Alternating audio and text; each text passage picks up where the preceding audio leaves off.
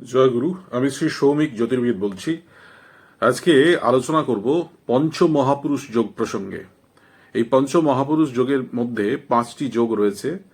তো আজকে যোগগুলির নাম আপনাদের জানাবো এবং একটি যোগ অর্থাৎ রুচক যোগ সম্পর্কে আলোচনা করব।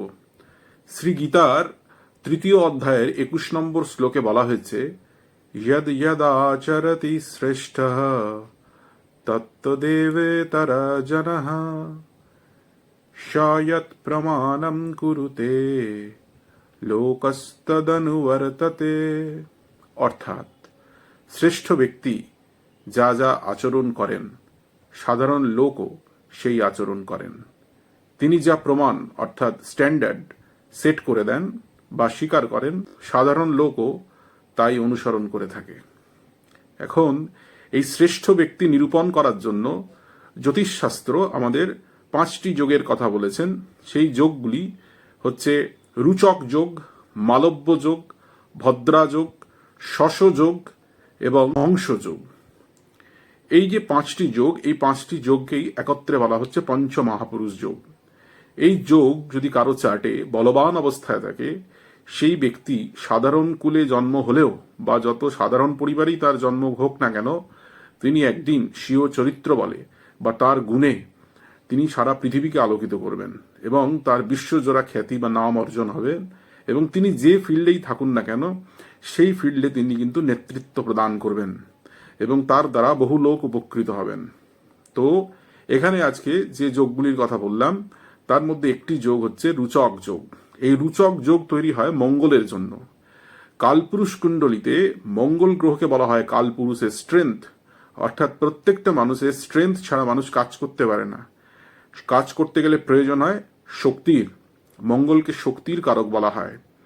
সুতরাং মঙ্গল গ্রহ যদি কারো কেন্দ্রস্থানে থাকে লগ্ন সাপেক্ষে, অর্থাৎ 1, 4, 7, 10, এবং শুধু কেন্দ্রস্থানে থাকলেই হবে না, মঙ্গলকে হয় সক্ষেত্রস্থ থাকতে হবে, অর্থাৎ কালপুরুষ কুণ্ডলিতে মঙ্গলের 2টো ঘর রয়েছে, একটা মেষ রাশি রয়েছে, একটা বৃশ্চিক রাশি রয়েছে। তার মানে কেন্দ্রস্থানে থাকলেই শুধু হচ্ছে না, হয় তাকে মেষ রাশিতে থাকতে হবে অথবা তাকে বৃশ্চিক রাশিতে থাকতে হবে।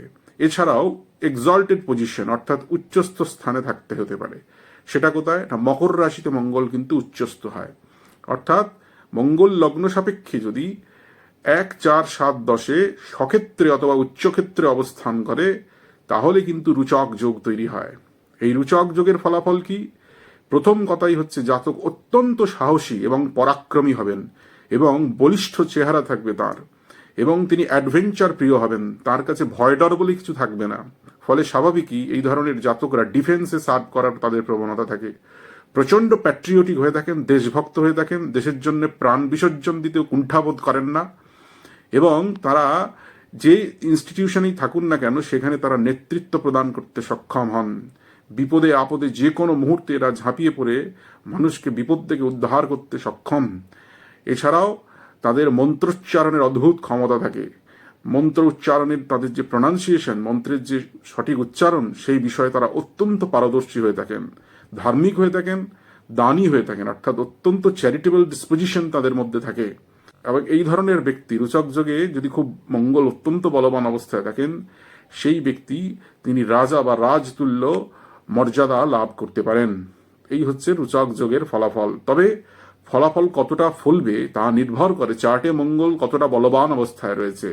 এক্ষেত্রে জ্যোতিষশাস্ত্রে গ্রহের বলাবল নিরূপণের জন্য বিভিন্ন সূত্রাবলী রয়েছে। একজন অভিজ্ঞ অ্যাস্ট্রোলজারকে যদি দেখিয়ে নেন, তিনি অবশ্যই আপনার চার্ট বিচার করে আপনার চার্টে রুচক যোগ রয়েছে কিনা এবং রুচক যোগ থাকলে কি অবস্থায় রয়েছে সেগুলো কিন্তু বলে দিতে পারেন। অনেক সময় দেখা যায় অনেকের চার্টে রুচক যোগ পাওয়া যায়, কিন্তু সেই অনুযায়ী তারা ফলাফল পান না, হয়তো আংশিক ফলাফল পাচ্ছেন এরকম। সেক্ষেত্রে অভিজ্ঞ অ্যাস্ট্রোলজারের পরামর্শ নিলে অবশ্যই কিন্তু আপনারা এই যোগের ফলাফল অনেকটা পেতে পারেন।